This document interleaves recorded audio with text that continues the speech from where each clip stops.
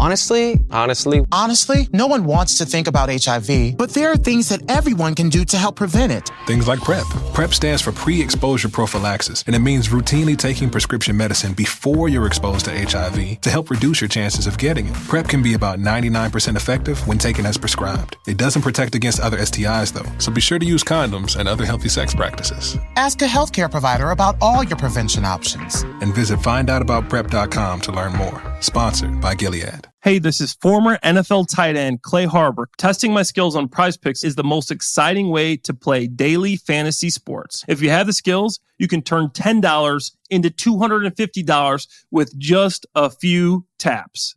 This season with Prize Picks, I'm having a lot of fun. I picked a couple of my favorite quarterbacks. I think the stats personally are a little low for them. PrizePicks.com/believe. That is BLEAV, and use code BELIEVE for your first deposit match up to $100. Must be present in certain states. Visit PrizePicks.com for restrictions and details.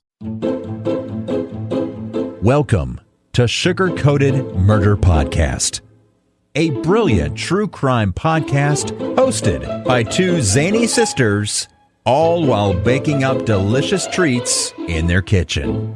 Here are your podcast hosts, Karen Devaney and Ann Varner.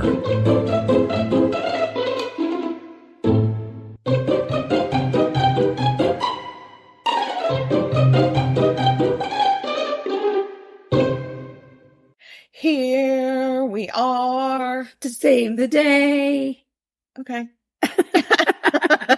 Or to just podcast. I kicked the stool. Oh, I thought somebody was knocking on my door. And It I was seemed like it for a minute. I was scared. It was Michael Myers. There's a stool up under here, and my feet, they kick it sometimes because it's a little close. Yeah, and you have such long legs. I do. I have such long legs.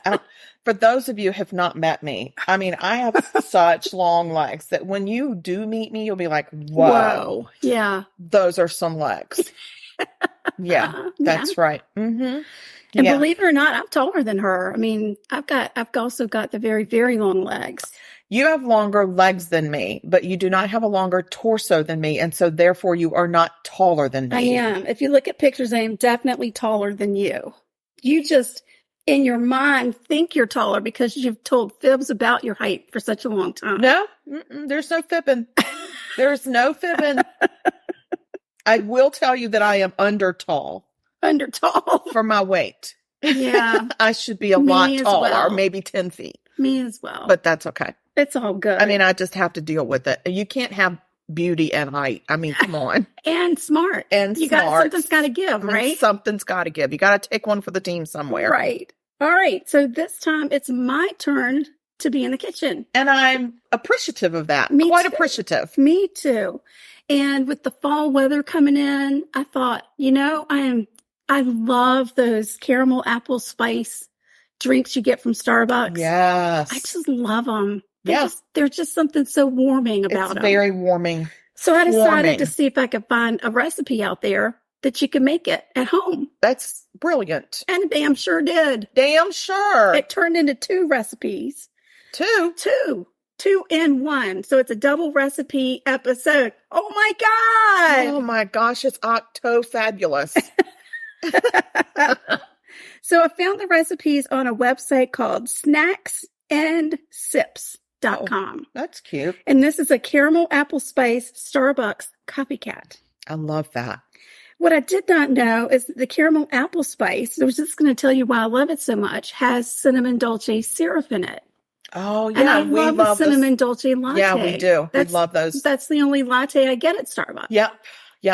Well, there's a recipe for that. There's a recipe for that? Oh, my God. That's true. So exciting. It's true. So the first thing you do is you need to make your cinnamon dolce syrup. So very easy. It takes sugar, brown sugar, water, cinnamon, and vanilla. Kill a vanilla? Kill a vanilla. Of course it does. Yes. The first thing that you're going to do is put your sugars in a pan with some water or a pot, whatever you want to call it. A pot pan. Well, I don't know if we should call it a pot pan. So you're going to take your sugars and put them in a pan, and then you add your water. Okay. Okay. And you're going to bring that to a boil until your sugars are dissolved. You got to dissolve your sugars. Dissolve your sugars. Nobody wants a grainy syrup. No. You're going to stir that constantly. Okay. And once those syrups are dissolved, you're going to add in, the sugars. Once those sugars are dissolved, you're going to add in a teaspoon of sugar. Jiminy crickets. You're going to get it. It's okay. A teaspoon of cinnamon and 2 teaspoons of kilo vanilla.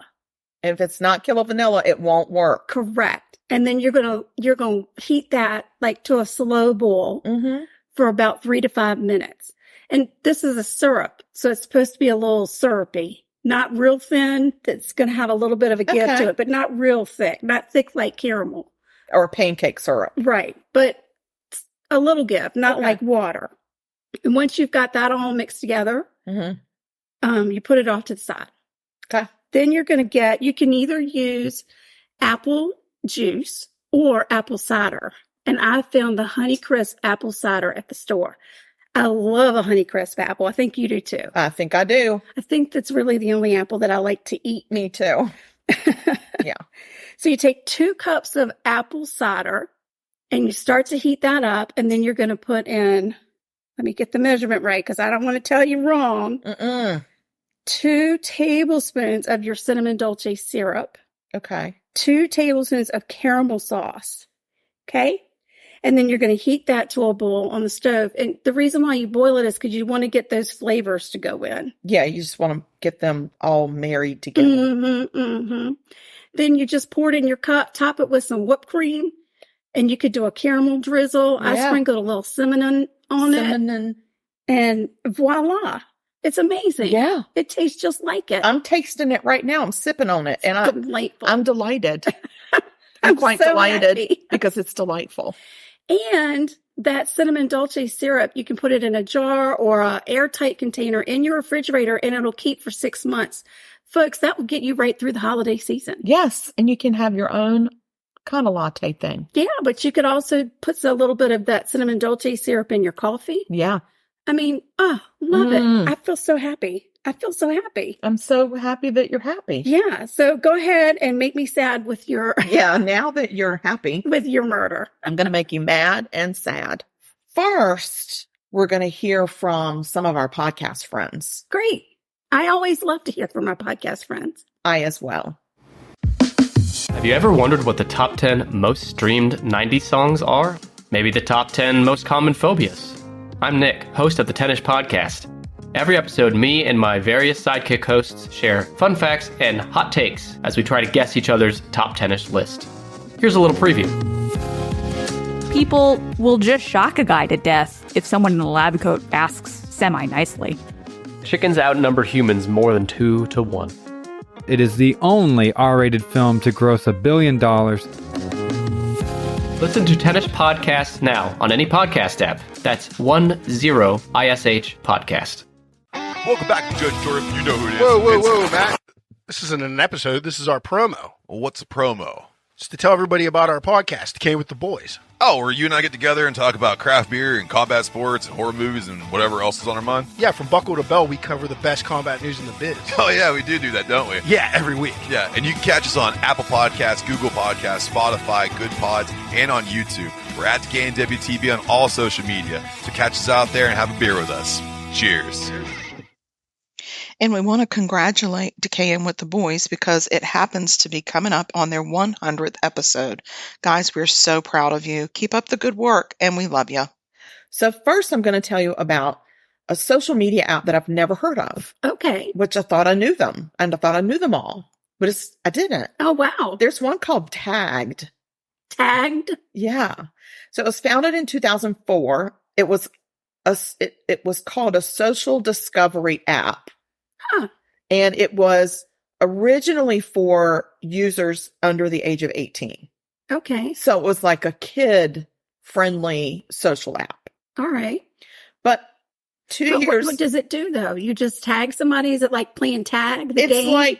It's like social media. It's like Facebook kind of a thing. Okay. It's kind of, you can chat with people and you can tag them. Okay. Yeah. And you can tag the things that you like, and then other people that have the same tags, it'll get put into your feed. Oh, so it's all about the tag. It's all about the tagging. So until 2006, and then they decided there'd be no age limit. Oh, no. So to me, that's problematic. That is extremely problematic. That problem has nothing to do with this story. Okay. But the social media app will come into play. Okay. I just had never heard of it, and I was just like, what the heck? Yeah, I hadn't heard of it either. Mm-mm. Okay, so I'm going to tell you about Collie Wheeler Weaver. Wow. It's a lot of letters in your mouth. Collie Wiggly Weaver. No, there's no wiggly. It's Wheeler. Wheeler. Collie Wheeler Weaver. Wow. I can't say that. It's a lot of letters. It is a lot of letters. He was born in 1996 to a well-to-do family in Orange, North Jersey. No, What? It's New Jersey. I've made up a new state, guys. North Jersey. Yeah, there's now a North Jersey. Not as new as the New Jersey. So his stepdad was in law enforcement, and his uncle retired from law enforcement as well. After high school, he worked as a security guard and had plans to be law enforcement as well. Wow, that's fun. Yeah. So then I'm going to talk to you about Robin West. Okay. Okay. Robin West was from Philly, but she was prostituting at the Garden State Motel in Union Township, New Jersey. All right. Okay. On August 31st, 2007, she went to North Jersey to celebrate her 20th birthday. Oh, my goodness. Her family also had planned a birthday for her as well, and she did not show up for that, and they knew immediately something was wrong. The next day, they reported her missing. Witnesses had reported Robin getting into a vehicle with a gentleman who turned out to be Collie Wheeler Weaver. Oh. Future law enforcement guy. Right. Aspirations. So he told police, they had gone to lunch together, and afterwards he had dropped her off. And they were like, oh, well, where'd you drop her off? And he was like, an abandoned house. Oh, Collie. Yeah. Golly, Collie. Oh, golly, Collie. So on September 1st, which was the next day, right? Yeah, the next day. Fighter. See, it's an epidemic. Firefighters responded to a house fire. Oh, wow. At an abandoned house. Oh, no. And there was a body inside. It was unrecognizable. It was so burned that they could not tell if it was a male or a female. That's just sad. Yeah. So, of course, they had to do an autopsy. The autopsy showed the victim had been strangled to death and then set ablaze. A few weeks later, through dental records, the body was identified as 20-year-old Robin West. Oh, Robin. At the time, police took Weaver's story as true, and they did not arrest him. Okay. Because don't most men pick up prostitutes to take them to lunch?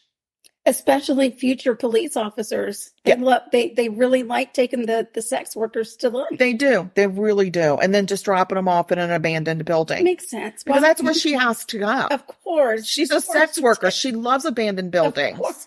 Everybody does. Everybody. So, October 22nd, 33-year-old Joanne Brown suffered from mental illness issues. She was homeless. She often prostituted for survival. That day, she had spoken to a friend from a phone and told her that she was with a guy and she would see them later. And that phone was later tied back to our friend. Not Collie. Weaver. Yes. Dang it, Collie. Yes. You're not going to make it onto the force. This is going to be you got some explaining to do. So then on November 22nd, which was a month later, Sarah Butler, who was a 20-year-old college student and a lifeguard and a dancer in training, not a prostitute. Okay. She's no prostitute. She asks her mom to borrow the minivan and left her home in Montclair, New Jersey, saying she would be back in a couple hours. She was going to a recording studio to do some work there. Okay. And she never returned. She never came back. They never heard from her. She wasn't answering her phone. It was like she just disappeared off the earth. And they reported her missing and started frantically searching for her. 3 days later, the missing minivan was found in Orange, New Jersey, which was about 7 miles away from where she had gone from, like she had left in Montclair. Okay. So as they looked for Sarah, one of her sisters was able to break into Sarah's social media account, and they knew that she used this app called Tagged. Oh, right. Mm-hmm.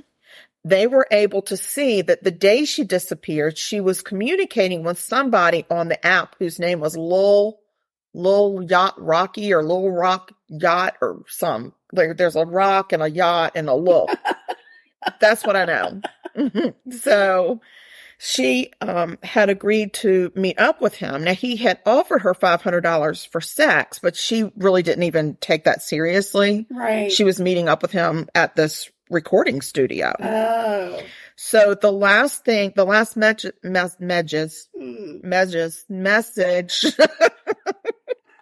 that she sent to him was, "You're not a serial killer, right?" Oh, no. To which he did not respond. No, I'm sure he didn't.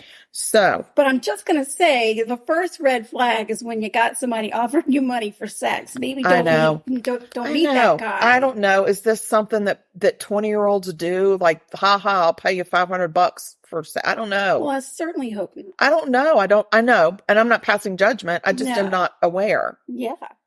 So on the 5th of December, Joanne Brown, remember the lady, the homeless lady? Yes. Her body was found inside of a vacant house by some contractors.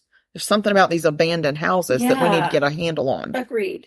And her body was a little decomposed. Yeah. She had duct tape over her mouth and her nose, and she had been strangled with the arm of her jacket, which was near her body, which I think is really rude. That is rude. Don't strangle with my own clothes. That's not okay. Yeah. So go back to Sarah. Okay. Sarah's sister went on to Tagged and made a fake account and waited. Oh, my. Isn't she brave? She's very brave. Sure enough, someone reaches out to her with the handle Lil Rocky Yacht or Lil Rock Yacht. I don't know. Some yacht near in a rock. I don't understand any of it, but it's okay. So, and she knew this was the guy. This was the last person that her sister had been in contact with. So they contact police. Oh, thank goodness. I know. I'm so glad. And so then the sister agrees to meet at a restaurant at a Panera, a couple days later with Lil Rock Yachty. Right. Lil Yachty Rocky Yacht. I don't know. I don't get it. This guy. So the police set up a sting all around the Panera. Okay. And then what do you know? Up drives Collie Wheeler Weaver, Mr. Alphabet Soup, who is arrested and questioned by police. Oh. Yes. And then on 12/1, Sarah's body was found in Eagle Rock Reservation in West Orange, New Jersey. Right. She had been covered up with debris and had been strangled with the leg of her own sweatpants. What? There was indication of sexual assault. Oh my gosh. Because she wasn't interested in having sex with the little Rocky yacht. Little Rocky Yacht. Gosh. Yes. So as the case is being investigated, police discover a 4th victim. No. This one survived. Oh, thank goodness. So November 15th. So she was in between Sarah and Joanne, if I'm not mistaken. Tiffany Taylor, she was homeless and several months pregnant. She was desperate. She agreed to meet Collie Wheeler Weaver for sex because she was so desperate for money. This is not something she wanted to do. She said that when he picked her up, he was wearing a half ski mask. A half ski mask? But she said it was cold and she needed the money. Right. So she was like, I just had to take my chances. Right. So they rode around and tried to get a hotel room, but neither one of them had their ID on them. So they couldn't get a hotel. They couldn't rent a hotel room. So she thought, I guess that's it for our evening. And so then he parked and she was going to go get out of the car, thinking this is the end of our night. And he hit her over the head with something, really like dazed her. Right. And then handcuffed her, duct taped her mouth, and dragged her into the back seat and raped her. Oh my gosh. And started to strangle her. Right. She fought and fought and fought and then decided talking is better. So she convinced him to take her back to where she was staying to get her phone, because that way her people could find her body. Her family could find her body. Oh. Okay. Somehow he agreed to do this. Wow. And so when he pulled up to where she was staying, she escaped his car. She had actually pulled her hand through a handcuff. Like, that is desperate. That is desperate. And she escaped and grabbed her phone, and wherever she was able to shut and lock the door and lock him out and call police. Oh, wow. So she called police, and police come and take a statement, and they do not believe her. What? Mm-mm. She's a sex worker. She's homeless. Oh my gosh. We don't believe her. We don't see any problems here. Right. Wow. But they did, arrest him eventually because of the Sarah Butler thing. And it makes me wonder, was he was questioned in one sex worker case and then they believed him and so they let him go. Right. He was identified in this case with a sex worker. They didn't believe her. And so they didn't go after him. She was able to identify him. Wow. And could show them on her phone the message. Right. And they didn't care. Wow. It wasn't until Sarah Butler went missing and her family intervened. The girl who was not the sex worker. And she was not a sex worker. That is infuriating. Infuriating. It's just really horrendous, and shame on this police department. Yes. Shame on them. And I hope between 2007 and now they've gotten their act together. I hope so too. Because we don't do that anymore. No. Everybody's life counts. We don't care what they do for a living. That's right. And we understand that sex worker is never on a 3-year-old's what am I going to be when I grow up list. It's desperation. It is desperation.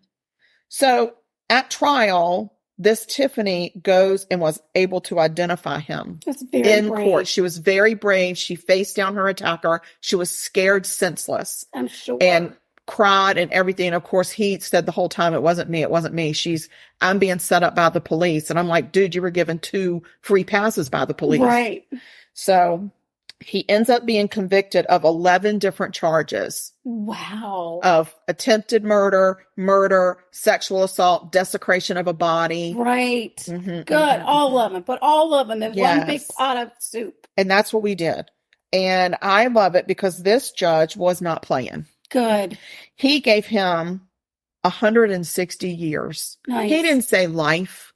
Just 160. He said 160 years. And because of some rule on the books in New Jersey, this dude will not be eligible for parole until he has served 145 years. Oh, I love that. Way to go, New Jersey. I know. So at least the state of New Jersey got this right. Right. Because they really did give him a sentence that made sense. Yeah.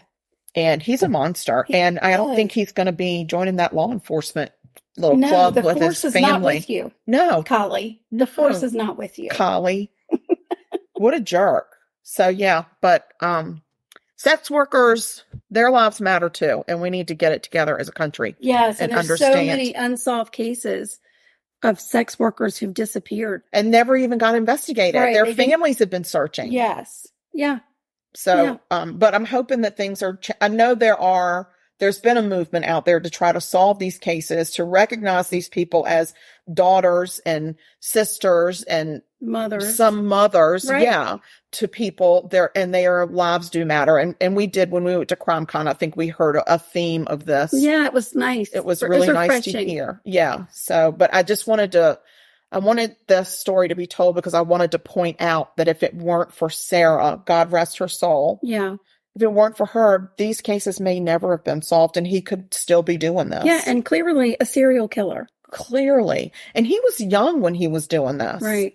Like, he was born in 96. So, and this was kind of like the guy from Idaho. Yeah, 2007. I mean, he's, for me, I look at serial killers and I'm thinking mid 30s, 40s, 50, you know what I'm later on. Right. And this guy started early, and he's actually considered not just to be a serial killer, but to be a spree killer. Oh, wow. Because he really didn't have much of a rest period in between. Right. It was a bam, bam, bam. Yeah. So, and I think he was just knocking them off. And the prosecution did point out that the reason that he was focused on these women was he didn't think that anybody would care. Right. He didn't think anybody would miss them. He thought he would get away with it because they were just homeless or they were just sex workers. And he met up with the wrong girl. Yep. And that was Sarah Butler, whose family said, "Oh, no, you don't. Right. We're going to find you." Yeah. So, hooray for them. Well, nicely done. Thank you for bringing that to everybody's attention. My pleasure. Very good. Wow. It has been quite a day of storytelling. It's been a day. It's been a day of storytelling and of beverages. Copycat fall beverages. Beverages. We having our put beverage. Alcohol in it. It would be good with bourbon. I'm not lying. I agree. I think a bourbon would be delightful. Mm-hmm. Yeah. We need to go to the liquor store and replenish. We do. Mm-hmm. We really do. So. Yeah. All right. Well, listen, if you guys have any murders that you want us to research, we're open. Always open to that. Yeah, we can always do it. Open. Look into it. Oh, and guess what? We mentioned Kilo Vanilla. We sell our own vanilla, guys. Don't know if you know, but we sell our own. We make it and we sell it.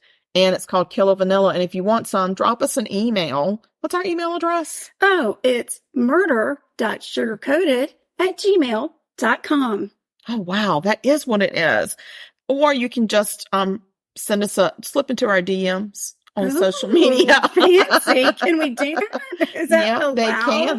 They're allowed to slip into our DMs. But don't tag us on tagged because we're not there. We're not on tagged. We're not going to be on tagged. And I've never even heard of tagged. I was scared to download it to my phone, but it does exist. It does. And Trout does not like it. He doesn't like it either. He doesn't. Not a fan. I don't blame him. No.